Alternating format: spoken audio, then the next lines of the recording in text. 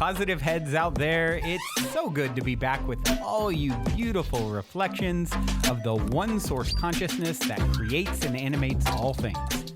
If you're new to this podcast, of course, we are super happy to have you here, and we just ask that you bring an open mind and heart to your listening experience and to be prepared to explore vantage points that I'm convinced will help shift or solidify your current understanding of the ultimate nature of reality in a way that is extremely empowering. Speaking of exploring powerful perspectives, I would like to gift my book, The Golden Key, Modern Alchemy to Unlock Infinite Abundance to you at goldenkey.gift, where you can get the audio or ebook as my gift to you by using the code POSITIVEHEAD at checkout.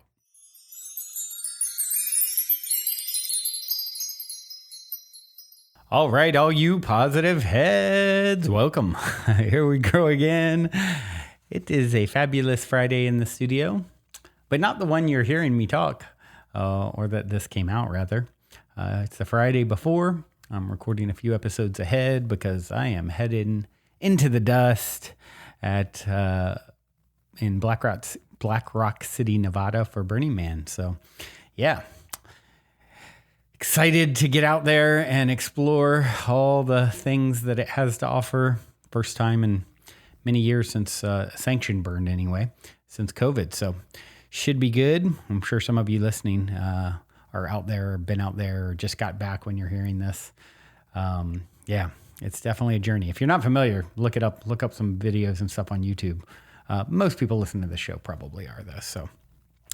So what am I going to talk about today? Well, I am going to talk about the destiny of souls, new case studies of life between lives, the book, which Michael Newton, PhD, wrote. He wrote this in Journey of Souls, and I've been reading from it here and there sporadically for quite some time, just when I feel like reading. And it's just such a fascinating account, for those who haven't heard or don't know the book. He was a hypnotherapist for like more than 40 years, just taking people into past life memories via hypnosis. And then when they passed away in that life, he would get from them, okay, now what? What happens to you now? Well, and what's fascinating, he's very scientific in his approach. He documented over these decades all people's accounts and kind of what they reported, and found a lot of similarities, and kind of started to get the structure of how things are put together, organized on the other side, who we are, what we remember, what we're doing, the bigger narrative to which this life is only a small part of a much bigger story that you are currently engaged in that you don't recall. So, great insights and wisdom to, you can go back and search Journey of Souls, Destiny of Souls on positivehead.com if you want to hear some of the other readings or get the books, of course. But I'm going to just pick up kind of where I left off last time, a few weeks ago, and it's titled this section Spiritual Duality. It's going to then go into a case where someone's under hypnosis, and I'll sort of inflect my voice to let you know when it's the doctor. He's normally asking a question and then they're answering, under hypnosis. So, but this first little bit is just him talking. Some years ago, a magazine article recounted the travels of an American woman who was driving through the English countryside and felt inexplicably drawn to a small side road away from her intended destination. Soon she came to a deserted old manor house. The woman was told by the caretaker the house was haunted by a ghost who looked very much like her. Walking around the grounds, she felt an eerie connection to something. Presumably, she was there to help release herself. Oh, wow. Okay. So I think this is from the last reading that I did. It's like an ongoing. I think, let's see. I'll continue reading to find out. The two portions of her soul could have been drawn to each other in the same mysterious way that two people living parallel lives with one soul might be if there was a compelling purpose. In chapter 1, I touched upon the duality of souls and how they are able to divide their energy to live more than one life at a time. A portion of the energy of most souls never leaves the spirit world during their incarnations. I'll discuss soul division further in the next chapter, but splitting soul energy is particularly relevant to the study of ghosts. In my last case, even though Elizabeth was in limbo for a while as a ghost, another part of her energy remained in the spirit world working on lessons and interacting with other souls. That other portion may also incarnate again and move on to a new life, which is what I believe happened with the woman who found the haunted house. I disagree with some ghost authorities who state that ghostly forms only represent an earthly shell without a soul's core of consciousness. There are life cycles when souls choose to take less energy than they should into a human body. However, even if they become ghosts, such souls are far more than an empty shell of energy. One would think that the balance of a ghost energy remaining in the spirit world ought to be more helpful to their disturbed alter ego still hanging around Earth. From what I hear, most immature souls who cross over are unable to perform this transfer and integration of energy by themselves. The following excerpt is a report I received from the soulmate of a ghost. This ghost is a young level 1 soul who is my subject's first husband. Wow, this is interesting because it's like this woman, okay, it's about to go into the case reading, but it reminds me of my ex-partner having a past life regression experience where she's sort of, her current self was sort of like a ghost following her past self from like the 1500s. And then when her past self passed away in that past life regression, she actually assisted her past self in crossing over. So it was a really wild experience for her. But anyway, moving on. Here's the case. Here's the doctor talking. You have told me that your first husband, Bob, was a ghost after his last life. Please explain the circumstances here. Bob became a ghost because he was killed early in our marriage in that life. He was so overcome with despair and concern for me, he wouldn't leave. I see. Can you tell me approximately how much of his total energy he carried with him into that life? Nods her head in assent. Bob had only about a quarter of his energy, and it was not enough for him in this mental crisis. He misjudged. Do you think that if Bob had taken more of his energy to allow for this contingency, he might not have become a ghost? Oh, I can't answer that, but I think it would have made him stronger, more resistant to sorrow. Then why did he take so little energy to Earth? Well, because he wanted to be more engaged with his work in the spirit world. I'm confused about why Bob's guide didn't just make him take more energy to Earth. Shakes her head negatively. No, we are not pushed around that way. We are free to make our choices. And Bob didn't have to become a ghost, you know. Bob was advised to take more, but he is stubborn, and he was also considering another life at the same time, a parallel life. Let me make sure I understand. Bob underestimated his capacity to function more normally in a crisis with a body having only 25% of his energy capacity? Sadly, I'm afraid so. Even though in death, that body was gone, it didn't matter. The effects were still with him, and he didn't have enough strength to combat the circumstances. How long did Bob stay a ghost before the rest of his energy was restored to him in the spirit world? Not long, about 30 years. He couldn't seem to help himself. Lack of experience, part of his lesson. Then our teacher was called by. You know, those beings who patrol Earth watching over the disturbed ones, to go get the rest of him to come home. They have been called the Redeemers of Lost Souls by some people. That's a good name for them. Only Bob's soul wasn't lost exactly, only tormented. He goes on to say, my next case involves a more advanced subject who provided me with details about entities who are not ghosts but won't go home after death. As the case unfolds, we will see that there are two motivating factors that drives these types of souls into seclusion. Case 16. Are there people who die who are not ready to return to the spirit world? Yes. Some souls who are released from their physical bodies don't want to leave Earth. I suppose they're all ghosts?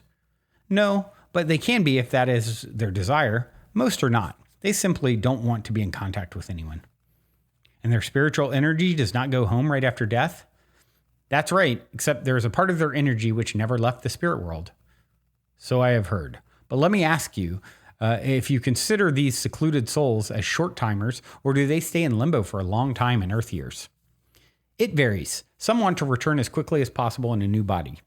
Those souls don't want to give up their physical form for any length of time. They are different from most of us who want to rest and go home to study. Many of this type have been real frontline warriors on Earth. They want to maintain a continuity with their physical life.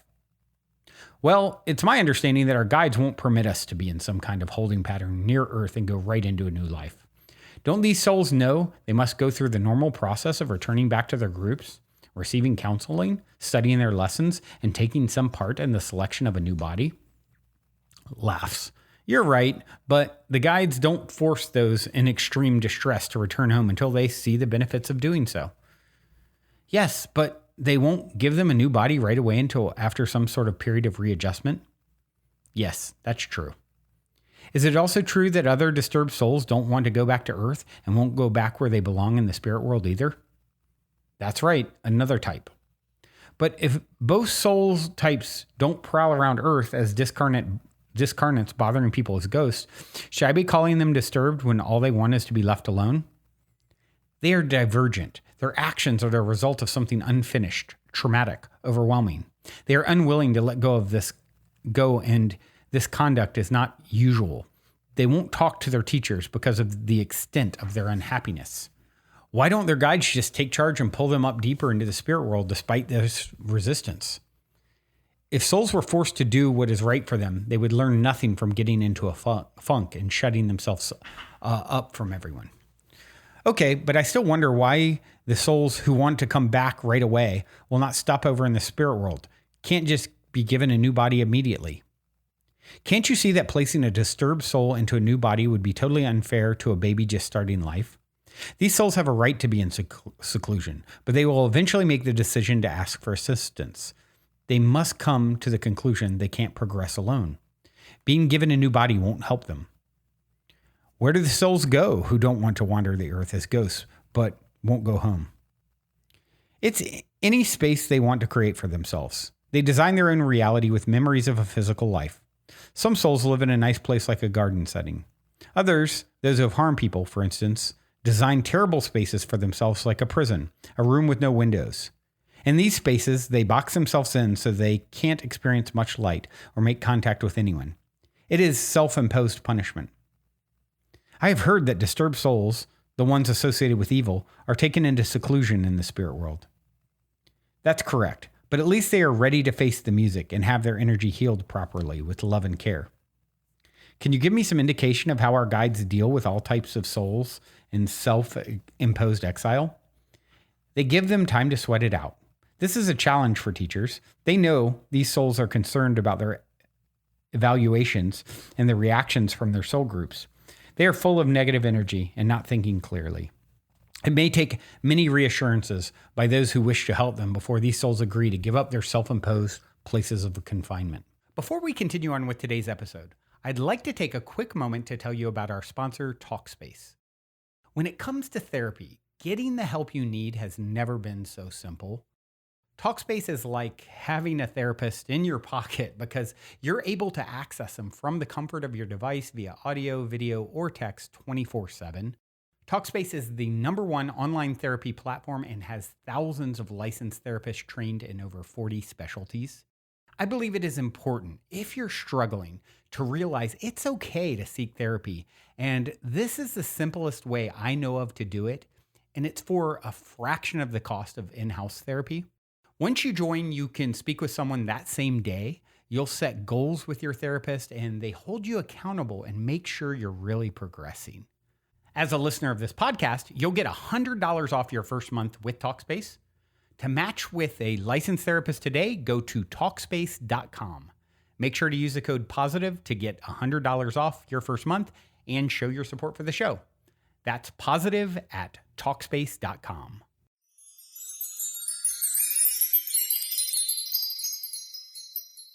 I assume there are as many techniques of persuasion as there are guides. Sure, depending upon the range of skill. Some teachers will not go near a disturbed student until that soul is so sick of being in seclusion, they voluntarily call for help. This can take quite a while. Other teachers drop in often for chats. Eventually, will all these disturbed souls release themselves? Let's put it this way. Eventually, all will be released one way or another through different forms of encouragement or persuasion, with laughs. Those of you who are familiar with my work know that I have strong convictions about the influence soul memory has on human thought. The isolation and solitude of souls expressed in case 16 might well give one the impression of a Christian purgatory as a place of atonement. Could this religious concept have sprung from the fragmented soul memories of seclusion in the spirit world only to be subverted to earth? There are similarities and great differences between my findings about soul seclusion and purgatory as defined by the church. Christian doctrine has purgatory as a state of self-purification for those who must eliminate all traces of sin before proceeding on to heaven. I hear that some souls in seclusion undergo self-cleansing while others may require energy restoration. However, we don't come out of seclusion totally purified, or there would be no need to reincarnate again. Also, soul confinement is not banishment. In recent years, the less conservative elements of the Christian church do not stress hell as much as in the past. Nevertheless, the church still rejects universalism, the belief that everyone goes to heaven. To them, souls who die in a state of unrepentant mortal sin bypass purgatory and descend into hell, where they suffer the punishments of eternal fire. To be eternally damned, according to the church is a separation from God as opposed to those who are blessed. The Christian churches simply do not accept the concept that everything is forgivable in the afterlife. In my experience, all souls are repentant because they hold themselves accountable for their choices. From all I have heard, soul energy cannot be destroyed or made non-functional, but it can be reshaped and purified of earthly contamination. Souls who demand to be left in solitude after death on earth are not self-destructing. Rather, some feel isolation is necessary out of concern for contaminating other souls with negative energy. There are also souls who don't feel contaminated, but they are not ready to be consoled by anyone. The important thing to keep in mind is that souls have the ownership of their energy, and most ask their guides to be taken to the centers of healing and rejuvenation in the spirit world. These are therapeutic areas away from their soul groups where there is solitude and time for personal reflection. However, this is a form of directed therapy. The disturbed souls case 16 talked about had not yet chosen to receive help. All my case histories indicate to me that after death, we have the right to refuse assistance from our spiritual masters for as long as we wish. I have been asked at lectures if the places of self-imposed exile are lower planes or lower worlds. I can't help but feel these ideas come from fear-based dogma. Perhaps it's a question of semantics. I think a better translation of this state is a self-imposed space, a vacuum of subjective reality designed by the soul who wants to be alone. Separated space, away from the soul's spiritual center, is one of its own making. I don't see these souls as being lost in some realm divided from the spirit world where others reside. The disjunction is mental. Souls of silence know they are immortal, but they feel impotent. Consider what they do in solitude without help. They relive their acts over and over again, playing back all the karmic implications of what they have done to others and what has been done to them in their last life. They have harmed others or been harmed by them. Quite often, I hear they feel victimized by events over which they had little control. They are sad and mad at the same time. They have no interaction with their soul groups. These souls suffer from self-recrimination and restricted insight. I must admit these conditions fall within some of the definitions of purgatory. Sartre said, "We have an imaginary self of the world with tendencies and desires and a real self." To this statement, I'd add that of William Blake. Perception of our true self may threaten mergence with that self. In their space, the souls of solitude have given up their imaginary self for a larger dose of self-flagellation. Solitude and quiet self-analysis is an important and normal aspect of soul life within the spirit world. The difference here is that these disturbed souls are not yet ready to seek relief from their torment by asking for help, moving forward and making changes. It's a good thing that these souls make up only a small fraction of the population of souls crossing over each day. All right, I think that's a good place for today. And makes a lot of sense to me. It's not, an eternal sentence that one may experience, but if you're creating your own reality, you can choose to, isolate yourself and feel bad about yourself and, torture yourself in a sense, because we've all done that, right? In small doses. So you start talking in the framework of eternity, no time, infinity. it's a long no time. So any and all things are possible. And what's great is you're in eternity right now as you hear these words. And so it's not, all of this isn't something to get too hung up on or think too much about or caught up, or certainly to tell a story to be worried about. Rather, in this moment, in this now is where all your power resides. And what are you choosing to focus on? What story are you choosing to tell? What creation container are you creating for yourself in this now moment? And if you've got hope, and even if there's things you want to change, I'm sure there's many things you can look at to be grateful for. And that's the beautiful thing. By focusing on things to be grateful for, we see more things to be grateful for. That is the doorway to more of what you want. And you are empowered in this moment to create a container that is not a prison, but your own heaven, your private heaven. So congratulations on doing it. Apparently it isn't that easy, right? It's a lot what we are, but you're here for it. You're meant for it. And so much magic ahead. Thank you for tuning in. As always, I do have a song to leave you with. This is in honor of my brother sent me this one, actually. He said, he hasn't went to Burning Man in many, many years. And he's like, every time I hear this song, it reminds me of the year that I went. The first year that I went, I think it was probably about 10 years ago now. It's a great track. We listened to it a lot that week. So it's Passion Pit is the artist, and the song is called Swimming in the Flood. Till next time, journey well. Also, before we cue up today's song, as a quick reminder, don't forget to download the Golden Key audio or ebook as my free gift to you at goldenkey.gift using the Golden Key code POSITIVEHEAD. And please, if you enjoy my gift, leave a positive review on Amazon so others can unlock their lives with the help of the Golden Key as well.